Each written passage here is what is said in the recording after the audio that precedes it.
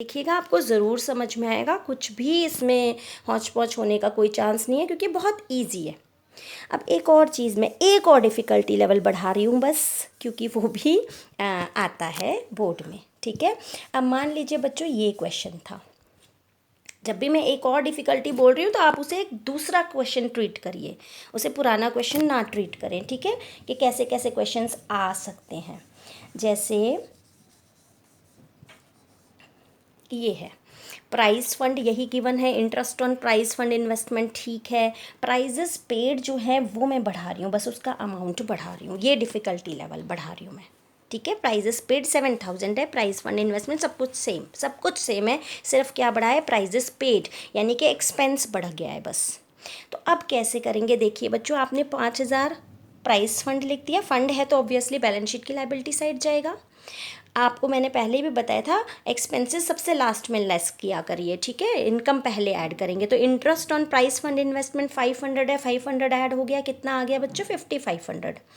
Price fund का investment दिया हुआ है, प्राइस फंड इन्वेस्टमेंट 4000, तो हमने 4000 भी दिखा दिया। अभी एक्रूड की बात यहाँ पे नहीं कर रहे हैं, एक्रूड होगा तो भी ऐसे ही करेंगे। ठीक है, एक्रूड की कोई प्रॉब्लम नहीं है, अगर एक्रूड भी होता तो हम यहाँ पे ऐड कर देते, यहाँ पे अलग से दिखा देते, नॉट ए प्रॉब्लम। बट फिलहाल मैं यहाँ से एक्रूड वर्ड हटा रही हूँ। अब देखिए बच्चों ध्यान से, जो डिफ़िकल्टी लेवल मैंने बढ़ाया है, मैंने बढ़ाया है प्राइस फंड का अमाउंट 7000। अब आप देख रहे हैं बच्चों, गुल्लक में तो सिर्फ 5500 है। मैंने आपको बताया था, आपको दिवाली पे दिवाली फंड आपने बनाया, आपके दिवाली में तो सिर्फ 7000 है मान लीजिए फंड में, और आपने खर्चा कर दिया 8000 का, तो गुल्लक में से तो आप निकाल ही नहीं सकते ना, आप तो सिर्फ 7000 निकाल सकते हैं, 1000 का आपको अलग से अरेंजमेंट करना पड़ेगा।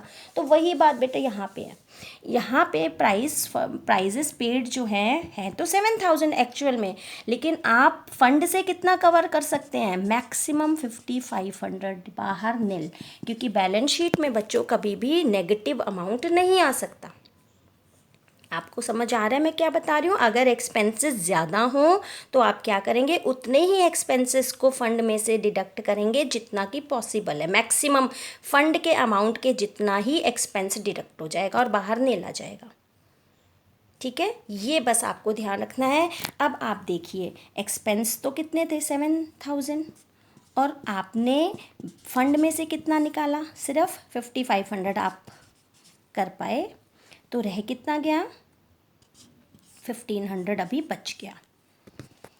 ठीक है, तो 1500 का प्राइजेस पेड अभी भी बच गया, जो फंड से आप नहीं निकाल पाए हो, या फंड से इस्तेमाल नहीं हो पाया है वो एक्सपेंस। तो ये जो ज़्यादा एक्सपेंस है, जो बचा हुआ एक्सपेंस है, वो कहाँ लिखा जाएगा बच्चों, इनकम एंड एक्सपेंडिचर की एक्सपेंडिचर साइड, प्राइस पेड। बेशक यहाँ पे लिख सकते हैं balance amount which can not be recovered from fund. ठीक है बच्चों, बैलेंस अमाउंट, कौन सा balance, which can not be recovered from the fund, जो फंड में से रिकवर नहीं हुआ है। तो बस आपको इतना ध्यान रखना है, ये फंड बेस्ड अकाउंटिंग है। मैं आपको होमवर्क क्वेश्चंस कोशिश करूँगी कि 2 या 3 भेज दूँ, जितनी भी मैंने डिफ़िकल्टी लेवल यहाँ पर डिस्कस किया है वो सारे डिफ़िकल्टी लेवल के 3 क्वेश्चंस भेज दूँ आपको, ताकि आप वो कर लो और आप फंड बेस्ड अकाउंटिंग में बिल्कुल अच्छे से 100% श्योरिटी हो जाए कि हमें फंड बेस्ड अकाउंटिंग का अगर क्वेश्चन आएगा तो हम पूरे मार्क्स लेंगे। ठीक है, तो बस क्या बोला मैंने, अगर एक्सपेंसेस ज़्यादा हों तो आप बचे हुए एक्सपेंस को इनकम एंड एक्सपेंडिचर की एक्सपेंडिचर साइड दिखाएंगे।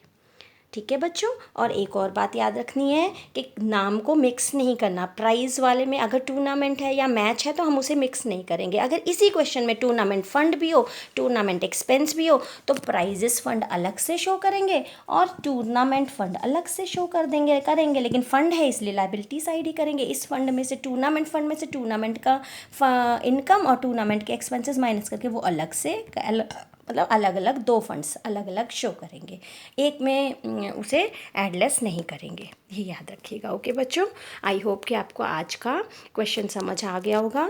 और प्लीज़ ये मेरी रिक्वेस्ट है कि मैं जो जो भेजती जा रही हूँ, जैसे जैसे वीडियो साथ के साथ देखें, उसे एक बार 2 बार रिवाइंड करके भी देख लें अगर एक बार में समझ ना आ रहा हो बच्चों, और मेरे साथ ही ये क्वेश्चंस करें, क्योंकि एक बार पीछे रहने पर फिर अकाउंटेंसी समझ में आना बहुत ही ज़्यादा मुश्किल हो जाता है, कॉम्प्लिकेटेड हो जाता है, और अगर एक एक करके क्वेश्चन करेंगे तो आपको सारी चीज़ें समझ में आएंगी।